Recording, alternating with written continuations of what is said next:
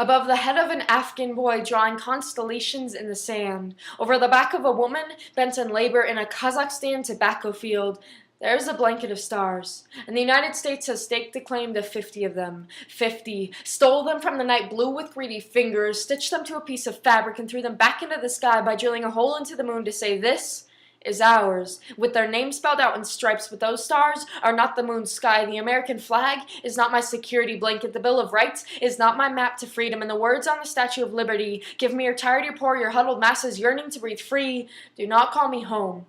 The moon wears that American flag the way an officer carries his gun in the holster after shooting a woman mistaken for a wanted man, full of shame. If the moon could crater this country's claim away from her body, she would feel more whole than ever. If she could bleed until our tides turn red, push gravity even farther from herself, I bet she would. I bet every time the U.S. sends a rocket to launch her is another scar carved into her sky, another streak of Milky Way extinguished by the ash of another mission. The American mission has never been the preservation of natural beauty. The mission has been keeping a belt around this country's fat gut, and in the poorest towns of Mexico, women are so hungry they have hip bones that stick out like footholds on rock climbing walls. So the U.S. turned that belt into a wall and dared those women to carry the weight of their families over.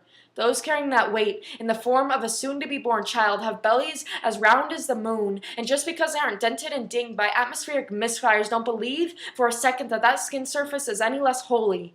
Because there is a child inside, a someday little girl who will be brought into this better life, and in this better life she will be constantly turned away at the gates of opportunity with her feet planted on the land of opportunity. She will grow with scoliosis from the way she bends in an attempt to dodge all the hatred pointed at her like paring knives. She will hunger for something better as her brain grows and her ribs move closer to the skin in her stomach, closer to her spine. I don't know how many vertebrae are in my back, but I bet mothers in small Latin American villages run their fingers over each piece of bone that holds their children together, their bones wearing away before their age even reaches double digits. This poem is not my statement of anti-space exploration.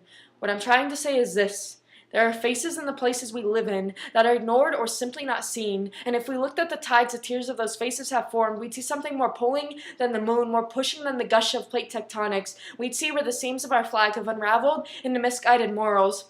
The way our map has a key with colors other than white, the way words of welcome have been misspoken in the asteroid damage of countless missions. We'd reach into the cheekbones of the Afghan boy yearning for science books, of the woman stringing tobacco leaves for a wage she may never receive, and we'd pull out a reminder that that moon is our satellite.